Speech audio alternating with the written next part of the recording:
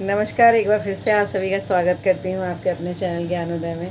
तो अच्छे से पढ़ाई कर ही रहे होंगे सब लोग, और कैसे हैं आप सभी। आई थिंक सब स्वस्थ होंगे, मस्त होंगे, और इसी तरह से लगे रहिए अपने लक्ष्य की पूर्ति के लिए, अपने सपनों को साकार करने में। ऐसी मेरी शुभकामनाएं, आप ज़रूर सफल होंगे। और इन्हीं शुभकामनाओं के साथ आज मैं शुरुआत करती हूँ एक बार फिर से आधुनिक काल की अन्य रचनाओं की, और हम लोग चलते हैं ट्रिक के साथ। तो 1945 तक की रचनाएं मैंने कंप्लीट करवा दी थी। अब मैं आपको 1946 से 50 तक की रचनाएं, ये रचनाएं बहुत अधिक हैं संख्या में, तो इसलिए मुझे 5-5 सालों की रचनाएं आपको करवानी पड़ी हैं, ठीक है।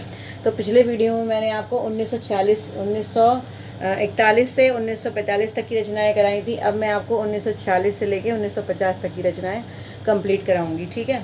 तो ये हैं, इसके अलावा और भी हैं, फिलहाल इनको करते हैं पहले। तो देखिए 1946 की देखिए कितनी सारी रचनाएं हैं, मैं आपको दिखाती हूँ।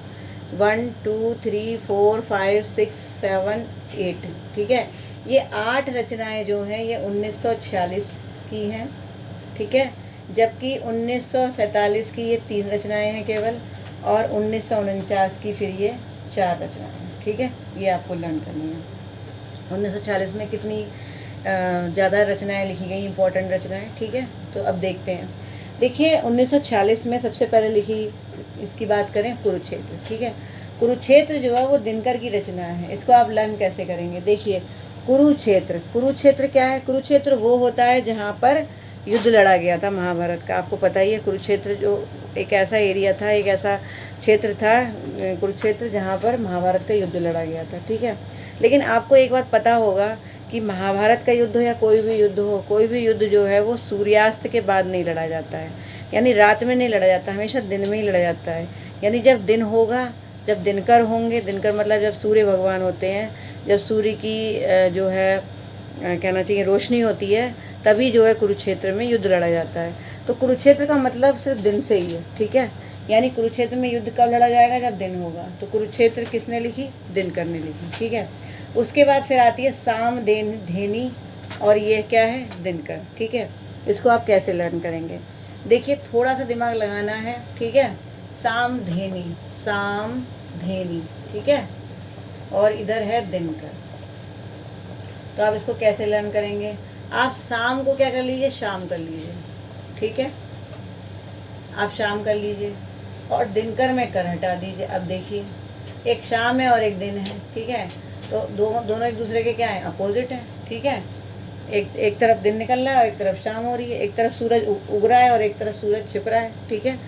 तो ये एक दूसरे के, हालांकि दिन का उल्टा रात होता है, लेकिन फिर भी चूँकि ट्रिक है, इसको याद करने के लिए मैं आपको बता रही हूँ। सामधेनी में सामधेनी जो शब्द है उसको आप शाम कर लीजिए, और दिनकर, तो दोनों एक दूसरे के अपोजिट वर्ड निकल रहे हैं। तो यहाँ से आप याद कर सकते हैं कि दिनकर की रचना है सामधेनी, ठीक है। उसके बाद फिर आगे चलते हैं। उसके बाद है बेला, ठीक है, बेला। तो बेला किसकी लिखी हुई है? बेला जो है वो निराला की लिखी हुई है। अब इसको आप कैसे याद करेंगे? देखिए बहुत ही सिंपल ट्रिक है, और आपको 1 मिनट में याद हो जाएगा, ठीक है। बेला, बेला के आगे आप अल लगा लीजिए। क्या लगा लीजिए? अल। तो क्या बन गया? अलवेला, ठीक है। बेला के आगे जब आप अल लगाएंगे तो क्या बन जाएगा? अलवेला। और अलवेला का मतलब क्या होता है? निराला। कोई भी चीज़ अलवेली होती है तो वो निराली तो होती है, ठीक है। तो अलवेला, बेला को आप अलवेला कर देंगे, और अलवेला का मतलब होता है निराला। बस डायरेक्ट सीधे से निकल रहा है, आपको लर्न हो ही गया होगा, ठीक है। फिर आगे चलते हैं। फिर आता है बंगाल का काल बच्चन का लिखा हुआ, ठीक है। और कौन से बच्चन? हरिवंश राय बच्चन। लेकिन मैं जितनी भी रचनाएं बता रही हूँ हरिवंश राय बच्चन के नाम से नहीं बता रही हूँ, ठीक है। मैं आपको इमेज दिला रही हूँ अमिताभ बच्चन की। क्यों?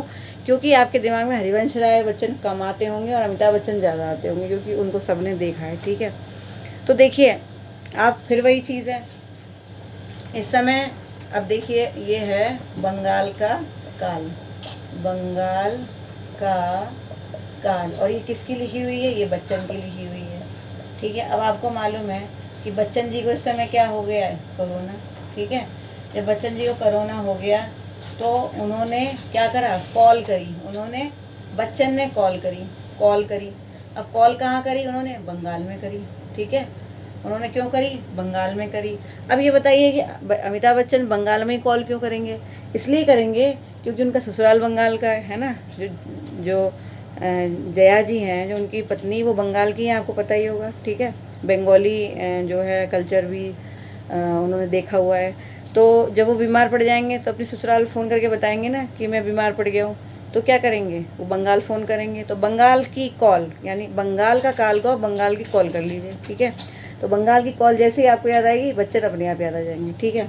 चलिए, अब इसके बाद अगला जो अगली जो हमारी रचना है वो है क्या, इत्तलम, ठीक है, इत्तलम।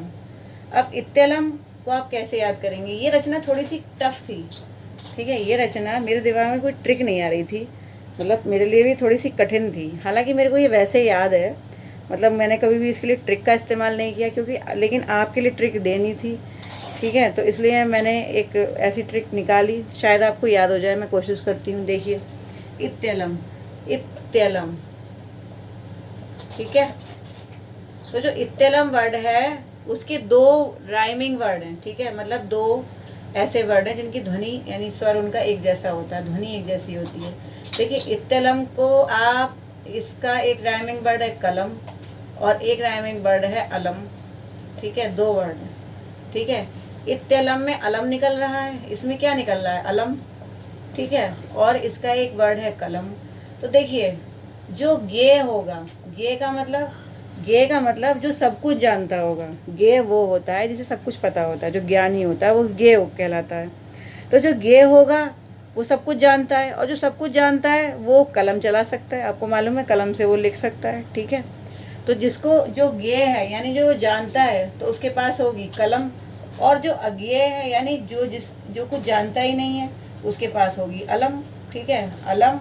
कलम का अपोजिट अलम याद कर लीजिए, ठीक है। कलम का अपोजिट अलम नहीं होता है, ये सबको पता है, लेकिन मैं आपसे कह रही हूँ कि आप याद कर लीजिए रचना को याद करने के लिए, ठीक है।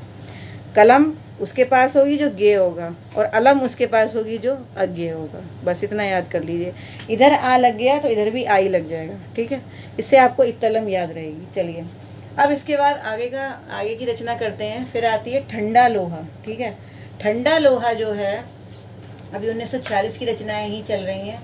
ठंडा लोहा जो है ये धर्मवीर भारती की लिखी हुई है, ठीक है। ठंडा लोहा किसकी लिखी हुई है, धर्मवीर भारती की।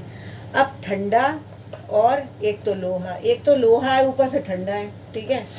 तो देखिए, धर्म और वीर 2 शब्द हैं आपके पास, ठीक है, धर्मवीर। अच्छा, 1 मिनट, एक तो शब्द है धर्मवीर और एक शब्द है भारती, ठीक है। तो आप ठंडे से धर्मवीर को जोड़ दीजिए और लोहे से भारती को जोड़ दीजिए। देखिए कैसे जोड़ेंगे, सीधी सी बात है। देखिए, लोहा कैसा होता है, भारी होता है, लोहे में क्या होता है, भार होता है। तो लोहा क्या हो गया, भारी, यानी भार, लोहे में क्या है, भार है, ठीक है। और ठंडा, देखिए, जो व्यक्ति धर्मवीर होता है, धर्मवीर का मतलब जो व्यक्ति धर्म को धारण करता है अपनी लाइफ में, वो लड़ाई झगड़े कम करता है, वो हमेशा कूल रहता है, ठंडा रहता है, ठीक है।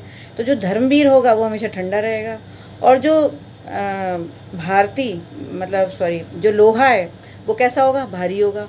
तो दोनों शब्दों से ये अर्थ अपने आप ही निकल रहा है, ठीक है। ठंडा धर्मवीर होगा और लोहा भारी होगा, तो धर्मवीर भारती अपने आप ही ये शब्द इसमें से निकल रहे हैं, ठीक है। तो आप इस तरह से लर्न कर सकते हैं। उसके बाद आगे चलते हैं, फिर है साकेत संत, ठीक है। साकेत संत जो है 1946 की, सब अभी तक 1946 की रचनाएं ही चल रही हैं। साकेत संत जो है वो बलदेव प्रसाद मिश्र की लिखी हुई है, ठीक है। अब इसको आप कैसे याद करेंगे, ठीक है। देखिए, साकेत संत, ठीक है, और बलदेव, बस आप इतना याद रख लीजिए, ज़्यादा आगे मत जाइए, आप केवल बल ही याद रखिए, छोड़िए, देव भी हटा दीजिए, ठीक है। तो साकेत संत, ठीक है। अगर साकेत लिखा होगा तो साकेत तो इतनी फेमस रचना है, सबको पता है किसकी लिखी हुई है साकेत, ठीक है, मैथिली शरण गुप्त जी की लिखी हुई है।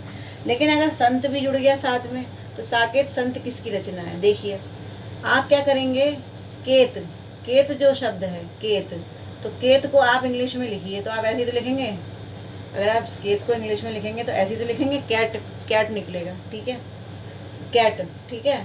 और अगर आप बल में ई की मात्रा लगा लेंगे और ला में छोटी की मात्रा लगा लेंगे तो क्या बन जाएगा, बिल्ली, ठीक है। तो यहाँ निकल रही है कैट और यहाँ निकल रही है बिल्ली, ठीक है। तो कैट यानी साकेत और बल यानी बिल्ली, यानी साकेत संत किसकी लिखी हुई थी, बिल्ली की, बिल्ली मतलब बलदेव, ठीक है, बलदेव मिश्र की। तो यहाँ से आप निकाल सकते हैं। देखिए, साकेत वैसे तो साकेत जो है वो मैथिली शरण गुप्त की है, लेकिन चूंकि साकेत सबको पता है कि मैथिली शरण गुप्त की होती है, कोई भी स्टूडेंट साकेत को अगर थोड़ा बहुत पढ़ा लिखा भी है तो साकेत को कोई भी साकेत संत को कोई मैथिली शरण गुप्त तो नहीं लगाएगा, ठीक है। हाँ, साकेत अगर आती है तो मैथिली शरण गुप्त लगाएगा, लेकिन साकेत संत आएगी तो आप ये ट्रिक याद रखिए, ठीक है। तो आप क्या रखेंगे, ये ट्रिक याद रखेंगे, बस इतना याद रखिए। उसके बाद फिर आगे चलते हैं। फिर अगला जो है वो है महामानव। और महामानव एक क्या है, देखिए साकेत संत और महामानव ये दोनों क्या हैं, ये दोनों वास्तव में प्रबंध काव्य हैं। कुरुक्षेत्र भी प्रबंध काव्य ही है, ठीक है। कुरुक्षेत्र भी क्या है, प्रबंध काव्य ही है, ठीक। तो देखिए साकेत संत, ठीक है, हो गया। महामानव ठाकुर की है, ठीक है, ये भी प्रबंध काव्य है। अच्छा एक बात बताइए, ठाकुर नाम सुनते ही लोग कांपने लगते हैं, ठाकुर, है ना। ठाकुर साहब कितना, मतलब जो नाम है कितना भारी भरकम नाम लगता है कि हमारे गांव के ठाकुर हैं वो, ठीक है। तो ठाकुर को जो है बड़ा एक महान मानव की तरह कंसीडर किया जाता है, ठीक है।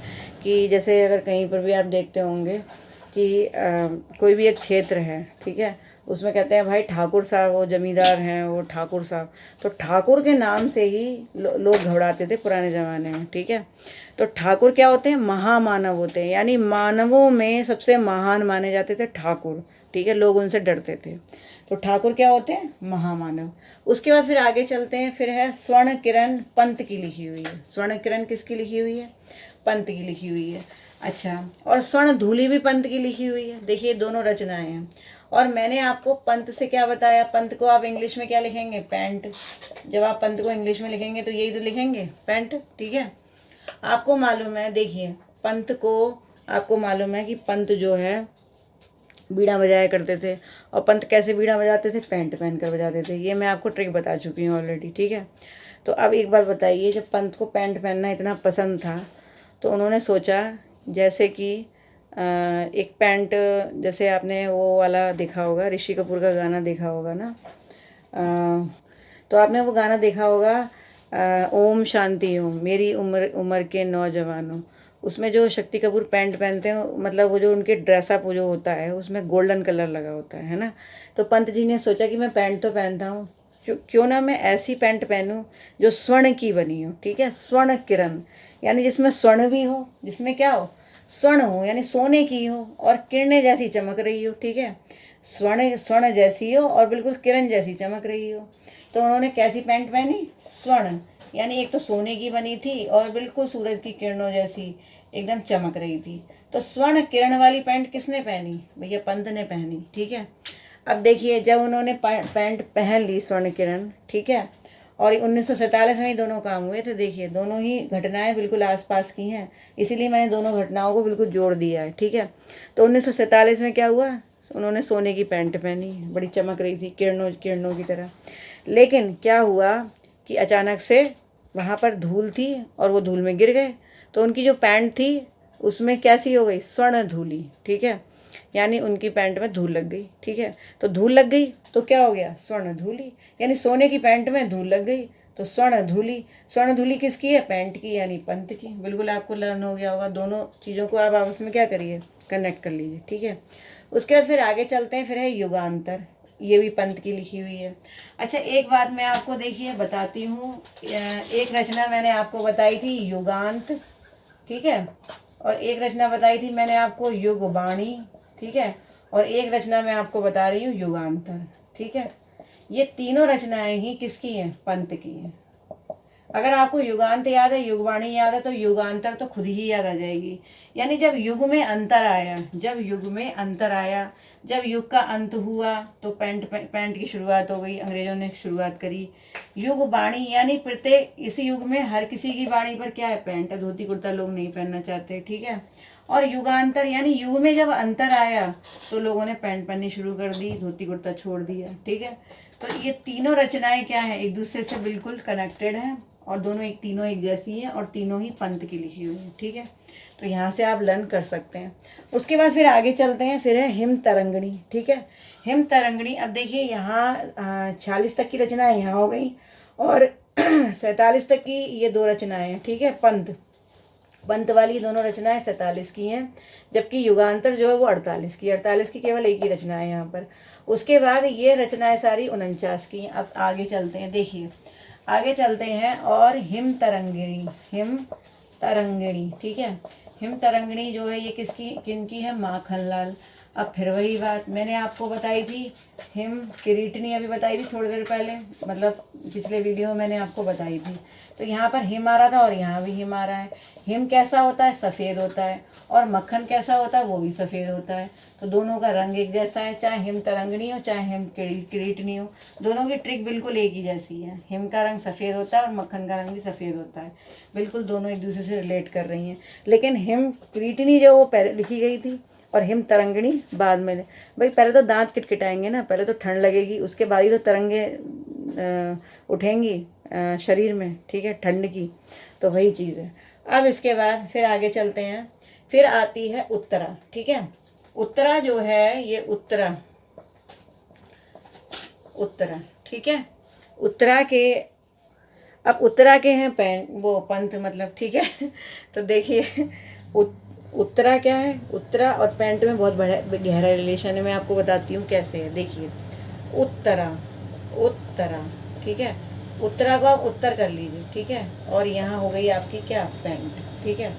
देखिए आप एक बार बताइए, जैसे कि आप कभी इंटरव्यू में जाते हैं, ठीक है, तो इंटरव्यू में आप धोती कुर्ता पहन के जाइए, ठीक है। आपको मालूम है इंटरव्यू की ड्रेस, जैसे अगर आप कभी आपका इंटरव्यू होता होगा तो आप क्या पहनते होंगे, पैंट शर्ट, अच्छी सी पैंट शर्ट या सूट वगैरह पहनते होंगे, तभी तो आप इंटरव्यू देने जाते हैं, कि टाई वाई लगा के जाते होंगे, है ना।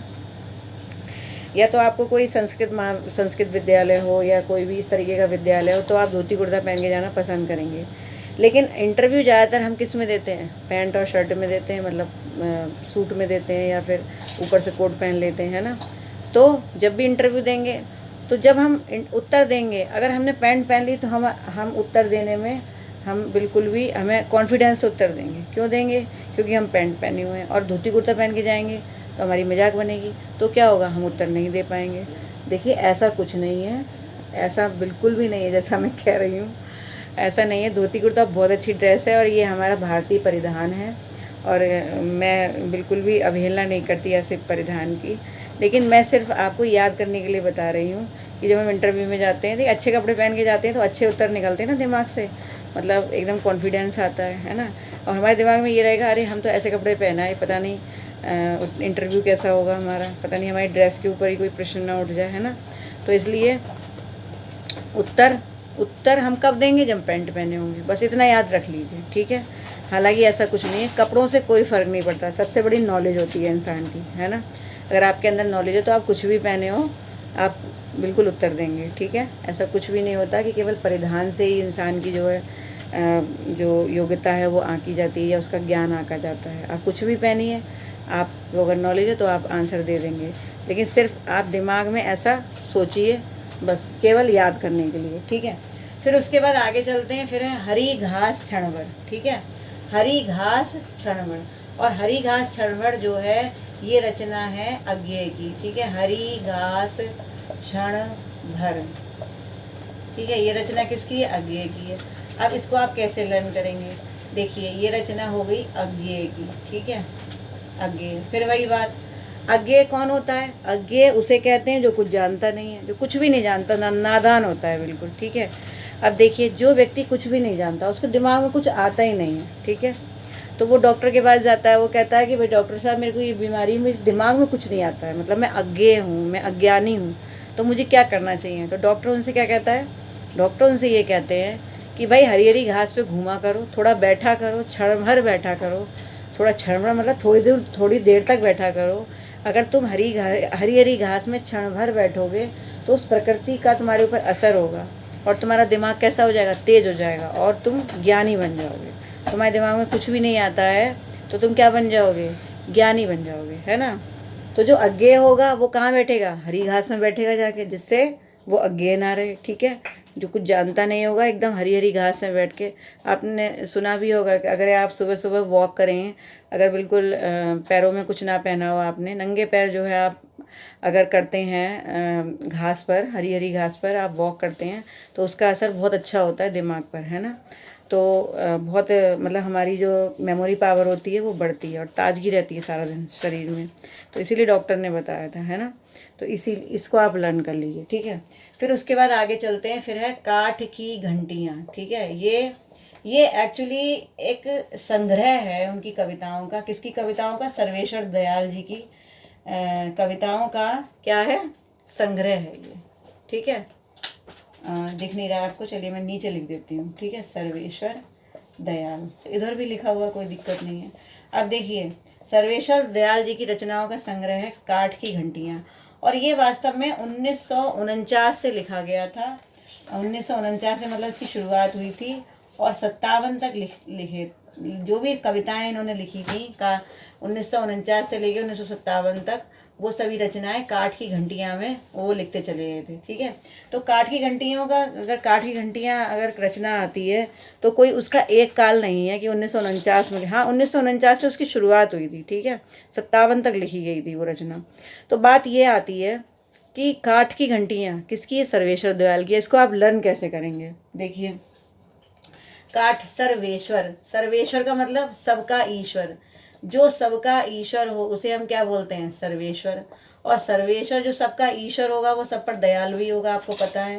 वो बहुत दयालु होगा, जो सबका ईश्वर होगा सब पर दया करेगा, ठीक है।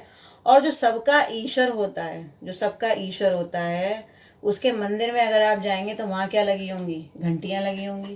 वहाँ क्या लगी होंगी? घंटियाँ लगी होंगी, है ना।